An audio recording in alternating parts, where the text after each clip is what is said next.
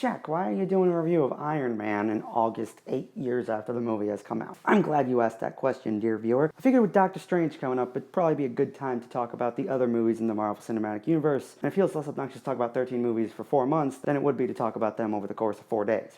Right? So, let's get this started.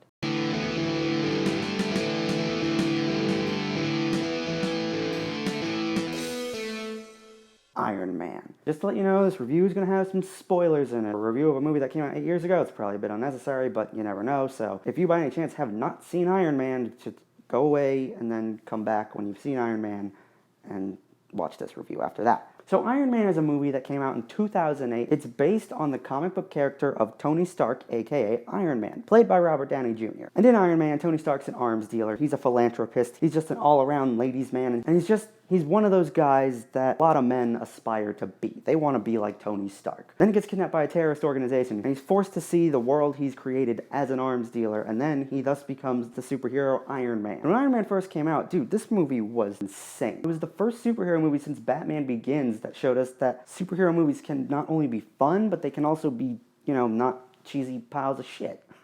And Iron Man is ultimately the reason we have the Marvel Cinematic Universe today. And a good part of that is because of Robert Downey Jr. He completely kills it as Tony Stark. Robert Downey Jr. is a textbook definition of someone who took a character and just completely made it their own. There's also the movie that gave Robert Downey Jr. redemption. He was in a bit of a spiral. He was an absolute wreck before Iron Man came out. Iron Man was the movie that put Robert Downey Jr. back on the map and showed us that Robert Downey Jr.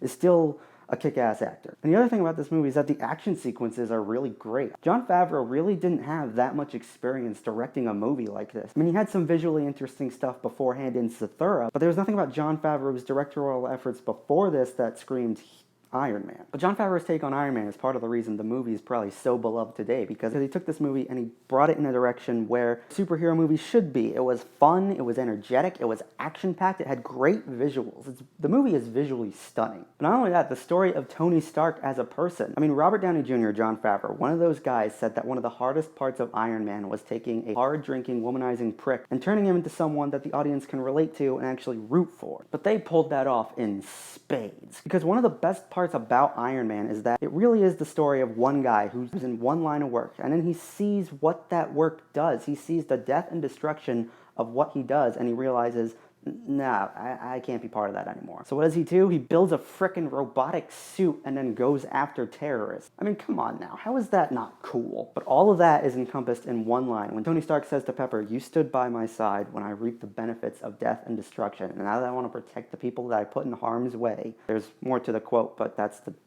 point that really matters. And also, oh my god, the chemistry between Robert Downey Jr. and Gwyneth Paltrow, it's great. Some of the most quotable RDJ lines from Iron Man are the ones that he says to Pepper Potts. If there is one thing that I will say is the least interesting part of the movie, it's the final fight with Ironmonger. That's not to say that Jeff Bridges was bad or that he wasn't a good villain. It's just, it's one of those parts in a really awesome movie that's just kind of, it's right there in terms of the awesomeness that is the movie. It's like, what's the least interesting part of The Empire Strikes Back? That's right, it's when Luke first crash lands on Dagobah and he sets up base camp and then he runs into Yoda. That's not to say that scene sucks, it's not to say it's not integral to the plot, it's just least interesting, but it's here in a movie that's right here. That's the final fight with Ironmonger, really. And also this movie set the golden standard of superhero movies that have to have a post-credit scene. When the post-credit scene for Iron Man first happened, Samuel L. Jackson was just standing there. Tony Stark asks him who he is. He walks up and he says, "I'm Nick Fury, the director of S.H.I.E.L.D." And it's like, hey, Nick.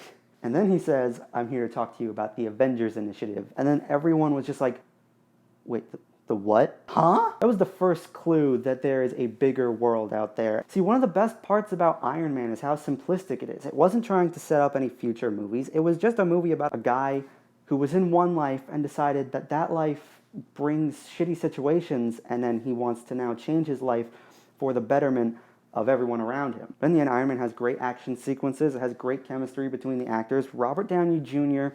kills it as Tony Stark. I hope he plays Tony Stark for a very, very long time, because since Iron Man, for the past 8 years, he has been Tony Stark, and he's shown us how cool he is as Tony Stark. And in the end, 8 years later, to this day, Iron Man still is awesome-tastic.